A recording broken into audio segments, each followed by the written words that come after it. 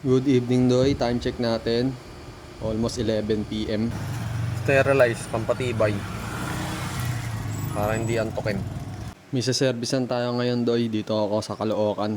Punta tayo mamaya sa Zambales. Kaya naglaan ako ng maraming oras para doon. Para hindi kami magmamadali sa biyahe. Pero okay lang naman daw doon sa isasakay natin. Pagkatapos ko ang pick upin yung mga tao doon sa Caloocan ay pumunta ako dito sa QC dahil nandito yung tropa. Ito na kami gabing-gabi at nag-aayos ng mga gamit. Nandito din kasama yung cute na aso ng tropa, si Kimchi. At dahil madilim sa kalsada, habang biyahe namin din ako nakapag-video kaya morning na nang inabutan namin dito. Dito nga pala kami doy sa Maloma, Barangay Lawag, San Felipe, Zambales. Ito nga pala yung anak ni Kimchi, nasa lesihan daw kasi yan eh, ito si Sushi. Ito nga tamang hakot lang kami dahil konti lang kami lalaki, more on babae yung mga kasama namin kaya ilakad mo na para matapos na matulungan mo yung iba. hindi naman nalalayo sa parking at ito na yung makikita mong view. Tapos konti lang kami dito kaya sulit na sulit. Aga pa nga lang ay nagkasikaso na si B-Boy dahil yung mga salbabida ng mga bata ay gusto nang gamitin. Dahil ligon-ligo na daw sila. Tulong muna tayo doy sa inihaw na saging na may margarine. Sarap daw to sabi niya eh. Pag hindi ito fake news ka kahit birthday mo.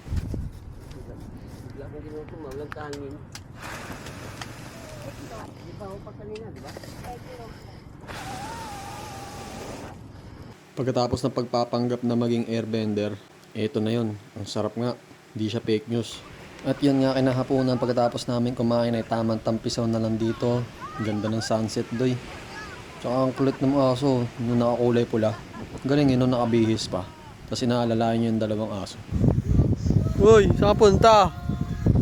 Ano nangyari dyan? Ito para Hinangin yung tent. Happy birthday to you. Gawa tayo bonfire. Tara. Lakas ng hangin. Oh.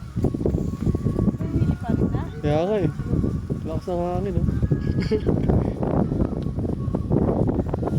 Sarap matulog yan. Ito tamang prepara lang sa bonfire. Kung sana ay kasama pagtupad ng mga plano, eh di sana ay kasama paglipad ng eroplano. Yeah. Por, basta pagdaan. Dito, Por. Gaano kalalim to? Nagpasta ako. kalahating panga. Yan.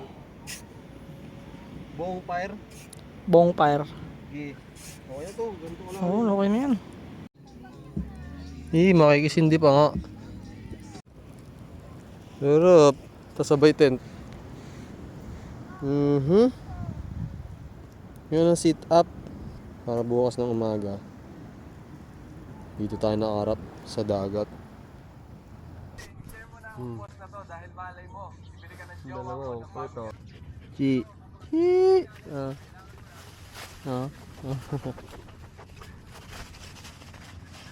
Ito mga kalita. Sushi.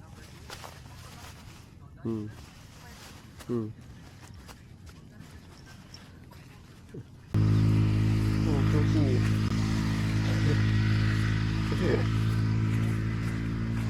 Tayo. Ito nga pala doy kinabukasan na magpe-prepare na kami para mamaya pag uwi namin. Tamang almusal na lang kami dito. Dala ko pa si Sushi oh. Kulit eh. Kasama ko kasi tumatulog eh. Mananakaw ka na ng sushi kung kanino ka sumasama. Ito nga pala si birthday boy, tamang tampisaw na lang kasi mamaya uuwi na. Bago pa magkalimutan, happy birthday ulit doy. Sana sa pagsampa mo ulit ay lagi kang iingatan. Mag-iingat ka rin, syempre, tanga ka pa naman. Tatagan mo loob mo kapag nasa malayo ka. Pag kailangan mo ako, sabihan mo lang ako, basta bili mo yung ticket ko. O kaya i-book mo na lang ako ng joyride papunta dyan kung saan man dupalop ka nandyan. Kagaya nga ng sinasabi ko sa inyo palagi, I'm love you all at salute sa inyong mga gaya mong OFW na hinaharap lahat, pagod, puyat, sakit, wala kayong tagapag-alaga dyan doy. Pero lahat tinitiis nyo para sa pamilya. Kaya sa mga kapwa ko dyan doy, pag meron tayo mga kamag-anak na uuwi, isipin natin na pag uwi nila, pahinga lang sila. Kasi hindi naman magsasabi yan lahat eh. Malalaman mo lang minsan na nasasaktan na kapag nagbabago na. Yun lang, salamat ulit doy sa experience at tiwala mo na pinagkatiwala mo sa akin ang pagbiyahe ng buong pamilya mo. Yun lang doy, happy birthday ulit. Tanga.